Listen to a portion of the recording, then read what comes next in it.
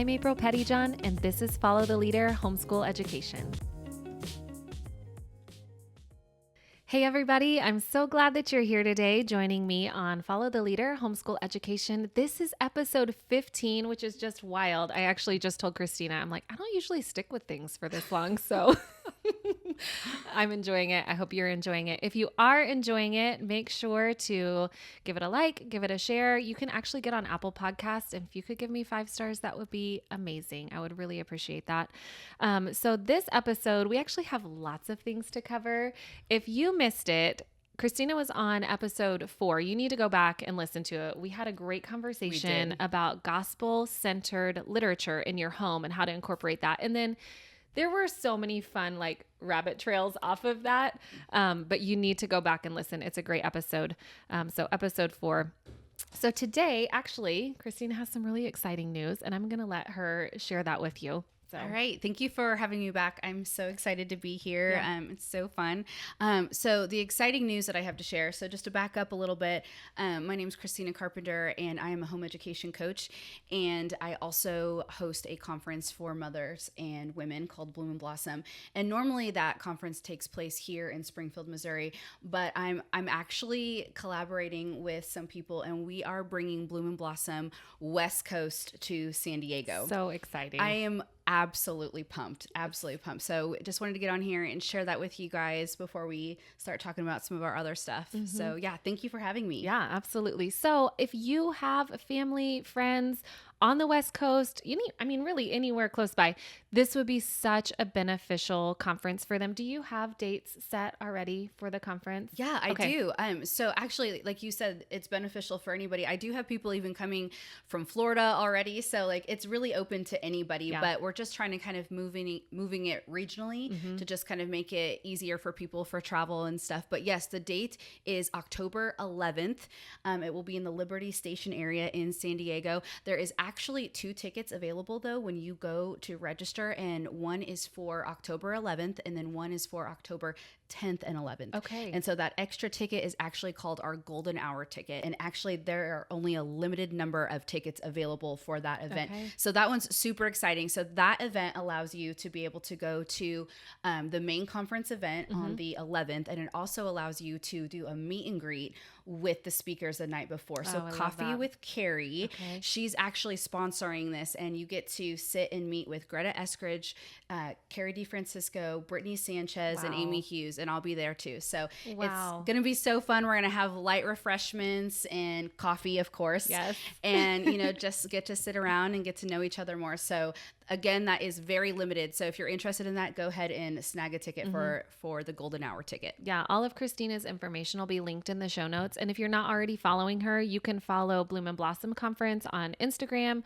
Facebook, and TikTok. She's with it. Earlier, she had mentioned something she had posted that I hadn't seen yet. And I was like, well, if it's on TikTok, I haven't seen it because I'm not on TikTok. I like to call it the TikTok. However, right now, my name on there is not Bloom and Blossom Conference. It's something different that I'm actually changing. So I will keep you posted on that one. But yes, Facebook and Instagram. Yes. So follow Bloom and Blossom Conference. Also follow Authentic Joy in the Journey. You will be encouraged. So you said coffee. You're like, of course we're going to have coffee. Yes. Which you just set me up perfectly because Christina has the most amazing coffee cup here today. Since she's already been on the show, she goes, do you want me to bring a mug again? And I was like, meh, you don't really have to because we've already done that. And then she sent me a picture of this and I was like, if you don't bring that, we're rescheduling. Yeah, she did. She was like, yeah, you can't come unless you bring this. So last time I brought Chip from Beauty and the Beast. And then you were sharing your story with us. This time I went ahead and brought my Frida cup. So it's actually my daughter's Frida cup. She is 10. And I'm also wearing a Frida shirt. So we are just Frida lovers in our household. And so I just had to bring it. So go ahead and tell us why you're such Frida lovers. Okay, I love this. And now you're setting me up perfectly to kind of talk about how that came about. Because it's such an interesting thing, especially for a 10-year-old girl to be interested in. She even had a Frida-themed birthday party where, if you're not familiar with Frida, she was a Mexican artist in the early 1900s. She was bold and she has a lot of controversial artwork, but she also stood for social justice, and she also just stood for being herself when that wasn't very appreciated during that time. She was okay to be different, right?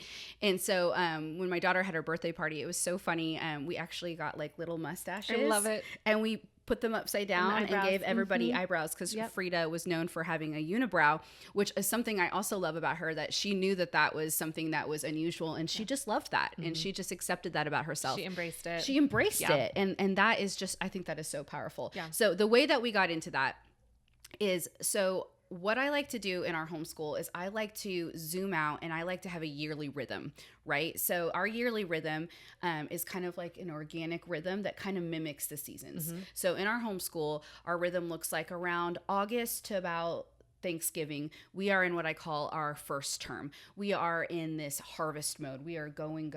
That is honestly actually during the year when we get most of our work done, right? And then we pull way back around Christmas time, and we practice rest, review, and relationship, and we focus on Christmas school.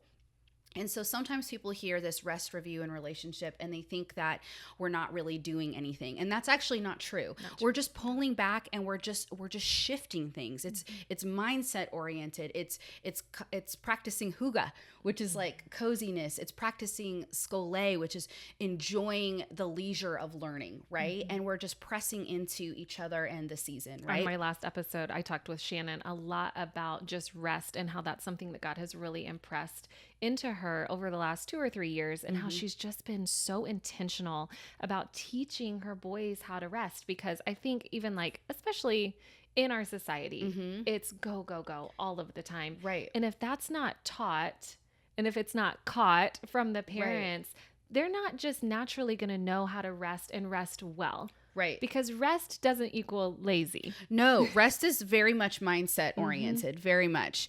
And so I absolutely agree with your friend. That's great advice. And so once we kind of have that rest, review, and relationship during that Christmas time, then we're kind of rested and we're ready to, launch back into that second term, which depending on how much rest we needed, it could be the first week of January, and sometimes it's the third week of January, depending on the year, depending if we have any trips or anything coming up. And so then we're in our second term, and we're just, again, with that momentum, we're going. And to be honest though, we are never as strong in that second term as we are in the first term. But we're just going, and most of the time we are completely done with a majority of our schoolwork around late April, early May. And then again, we press into that rest, review, and relationship. And sometimes, depending on the season, that looks up tying some loose ends. Like, hey, I didn't get to really cover this as much as I wanted to, so I'm going to circle back to that. Sometimes it's just open, where it's like, hey, what do you want to learn about? We were just talking about this. How to Train Your Dragon came out. And so my kids really love that whole series, and just really love dragons. And so I just created something called Dragon School. So we've been pressing into that. And you were saying how your son is interested in Vikings. So that's a very much rest, review, and a relationship, child-led type of activity. A long story short, to get back to Frida, one year I decided to do something jungle themed and something South Central America, including Mexico. And so I was pulling in and integrating different subjects, and I wanted to integrate art. And so I was like, we'll go ahead and do Frida. And my kids just ate it up. Yeah. They just loved it. They just loved how weird and quirky her work is. And I didn't show them all of her stuff, because some of it's a little graphic, but for the most part, the ones that are, and then we talked about it, and it's just been something that has become so like beloved in our household. And so for me, when I see this, it's not just that we love Frida and what she stands for and all that. It's a memory of us being intentional to create rhythms in our household that support rest, review, and relationship. And I'm so glad that you brought up that idea of cross-curricular learning, because I think that is one of the like shining stars of my experience in public school. And as a public school teacher, is we did a lot of cross-curricular. And so I really appreciate that. If you're not familiar with that term, that would be, you're going to tackle a subject and you're going to integrate all of, so let's take Frida, for example. Right. I mean, you're going to study it as history. So you're going to pull books, you're going to study her art. I mean, there's some science involved in it too, so you can have this one topic that you're centering on, but then it's going to push into all of your core curricular ideas. Yeah. So for Frida, we were, like I said, looking at Mexico, Central, South America. We were also looking at the jungles and stuff down there because a lot of her artwork has a lot of like monkeys and jungles and stuff like that. And then to bring in that science, we were looking at what does that look like with like the treetops and the different layers and biomes, layers of the rainforest and stuff like that. And then honestly, she really loved flowers. And so just like pulling in different flowers. So there's so much that you can do by integrating different subjects into your learning. I love that. And so you had talked about coming off of summer and heading into the school year. You guys are feeling really ready to tackle that. Like you're ready to attack. And I'm already kind of feeling that a little bit. Like I'm ready to pull everything out of our schoolroom and reorganize it. And there's some things that I want to go back and say, this worked really well. This didn't work so well. I'd like to change this. Honestly, I've been so like inspired by several of my guests that I've had on the podcast that I'm like, I'm going to implement this and this and this. And I'm so excited to jump into that. Okay, so you had talked about kind of tackling that beginning of the school year, but let's back up a little bit. And can you explain a little more like what your summer vibes look like? Yeah, so my summer vibes are really dependent on what is going on, honestly, in my life. And what is going on in my kids' life too. Right. So sometimes it's just like, okay, if I feel like they might need a little bit more rest, not like, again, being lazy, but just rest, then I kind of press into that. And so this year specifically, I have a son that is going into high school, right? And then I have a daughter that just graduated. And so our family is kind of needing a little bit more time to rest and have some togetherness because we had such a big year. And then he is about to go into such a big year. Right. So this year I have kind of backed off a little bit on some of our schoolwork, and it's just been a little bit more of like, hey, I need you to do a math lesson today. Let's keep up on that reading. We did some dragon school, right? But sometimes I will sit down and I'm really big about implementing themes. I feel like if you have any type of theme, like kids will just soak that up. For example, we went blueberry picking yesterday, and usually I'll do a whole lesson on that too and integrate art and then, you know, reading Blueberries for Sal, even though they're older, just because it's such a sweet book. Classic. You know, but this year I didn't. I just let the experience be, let's go ahead and just go blueberry picking together. And it was honestly, it was one of my best times. You know, I was just really present and really sitting in that restful mind state. And right? I like that there's nothing wrong with doing it either way. Right. But recognizing that it doesn't always have to be this super planned out, super methodical. Sometimes you're just in the moment and you're just relishing being present with your family. And then that leads to like such rich conversation and discussion afterwards. And like you said, some of your best memories. So exactly. And at the end of the day, like this whole motherhood gig, you know what I mean? Like that's really what we're doing, right? Is we're really just building a legacy and building rich family memories. And so that is what is more important to me above academics. So when something like that happens, I'm like, okay, that was a win yesterday. That was a win. But moving forward, we're actually going to Disney World in the beginning. I'm so excited in the beginning of September. And so I'm actually going to start Disney school with my kids in July. So that is something that I am planning through and doing and say, okay, I want to integrate this because we're going to do Epcot and some of those other learning things. And so we're actually even going to kind of look at the backstories of some of the villains. And I'm going to kind of pull in some of that. Why do you think that they chose to do this and just kind of practice? A lot of those stories are those original Grimm's Brothers, you know, stories. And then, but I mean, my mind is just like going wild right now in the direction you could go with that. I mean, biographies on Walt Disney, or if you have a kid that's more like architecturally inclined, let's talk about roller coasters and like what it takes to make these rides. So many ways, so many directions, like really your imagination is your limit. I know. And I love it. And I happened to see something on the TikTok where this woman, it was so cute. She had her children write out a Bible verse. It was so sweet. And then they had to kind of like draw a picture to it. Yes. And so I'm spacing what it was, but one of them was like, my cup is overflows, or what is that verse? I'm spacing the exact. It's Psalm 23. Yes. I'm like, what? I know what one it is. And she had Mrs. Potts pouring into to Chip. And so it was just really cute. Oh, that's awesome. So I was like thinking, okay, what verses could we sit down together and like memorize and put on our hearts, and then, you know, theme that with something too, and kind of just integrate that learning and stuff like that. So that's just something. And I know a lot of people aren't Disney people, and that's okay too. I'm just saying we happen to be going. And so I'm just trying to integrate all that together. I think as a homeschool mom, you're constantly looking for ways of how can I use what we're already doing and make it a learning experience. Right. It just makes it more rich. But I always tell people, be careful with that, because that is actually also my biggest mistake. So you know how you can say like your biggest strength can also be your biggest weakness. Absolutely. So I will admit I am good at coming up with all of these things, right? And it's okay for us to say what we're good at, because I'm also about to tell you what I'm bad at. I can be very bad at trying to make everything too much of a learning experience where I'm just sucking the joy from it too. So I am riding that balance between there. So if that is you and you are finding yourself always trying to make everything a learning experience, that's mindset where you just have to pull back, where it can be learning experience, but you also have to tip on that other side of making sure that you're being present and joyful too, because if you're not, it'll suck the joy out for everybody. Yeah, tapping into that relational side is huge. Yeah, for sure. That's good. That's good advice. Okay, so we talked about your summer. So I would like to, if you could give us like an overarching picture of like a yearly rhythm, what that looks like and feels like.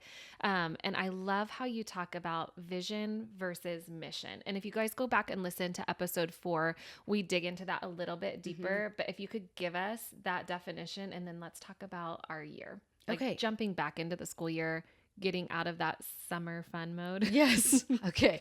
Okay. So I am really passionate about vision and mission. And one of the reasons I'm really passionate about it is because I had some things in my backstory where I had to really fight for the right to home educate. I had to really fight for this lifestyle that I am so blessed to be living, honestly. And so it's so important to me because it was something that grounded me. And when I see other people too, when I can see them experiencing some of these lows, if they can have something to hold on to, like a roadmap to help get them on track and anchor them, it's really important for this journey. So vision is actually where you are going, right? Where you are going. And mission is how you're going to get there. And so people use these words interchangeably. And I think in some contexts they can be interchangeable, but in this specific context, I actually don't think they're interchangeable. And I think it can be confusing and literally put you on a roundabout. So when you're talking about vision, where you're going, how specific, can you give us an example of like do you call it a vision statement? Just like a mission statement, but it's like the end goal? Yes. Okay. How specific are we getting in that? Okay, that taps into a little bit of coaching. So here we go. All right, so I'm going to coach you a little bit on you're this. You're getting a session. Okay. Lean in.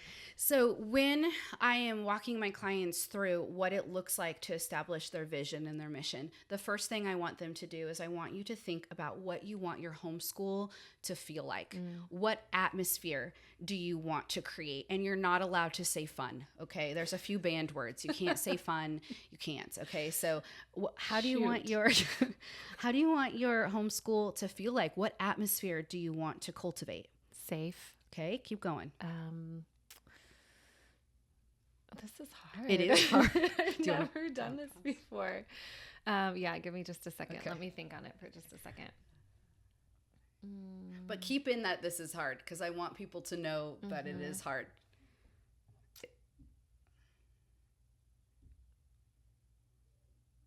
Okay.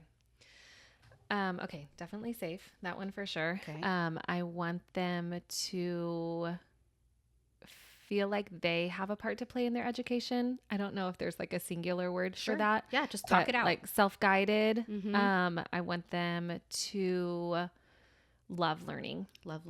Okay. So these are great. So what I usually do is when we're in our coaching session, we'll sit down, we'll talk this through, and then I'm going to press you a little deeper. Okay. Cause I can usually tell where your mindset is like, I noticed that you had really great words and some of them are family oriented, but I want you to press into that a little bit more. I want you to think that your children are sitting around a Thanksgiving table, right? And what are they saying about their home education journey? What are they saying about their childhood journey?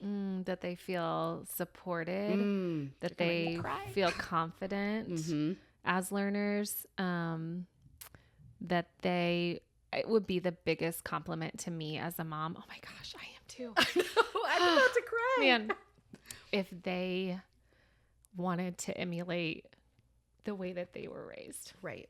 Yeah. Just so you know, I'm going to make you laugh for a second to help dry the tears. I always tell my clients, if I didn't make you cry, I'm doing my job wrong. So, so it's actually really normal to cry. And I usually have tissues. I should have warned you. No, sorry. It's fine. So in doing that, when you said words like safe, and then you moved into like emulate this and confident learners and feeling supported, that is so important. That is your vision, right? That's what you want. That's that end goal. I want you now to think on, and you don't have to talk this out. It's just one of those things where you can think about it later. But I want you to think, how am I going to do that? How am I going to create children who feel supported? How am I going to create children who feel like they can be confident learners? How am I going to create an atmosphere to be safe? Because what happens is people either create a vision, right? Or a mission, interchangeably. That's they believe those are interchangeable. And like I said, in some contexts they can be, but in this I don't believe they are. Yeah. And then they put it on the shelf, and it's like that penguin off of Toy Story that's wheezy, you know, and people forget all about it. And then they just start being like, all right, what curriculum do I need to do?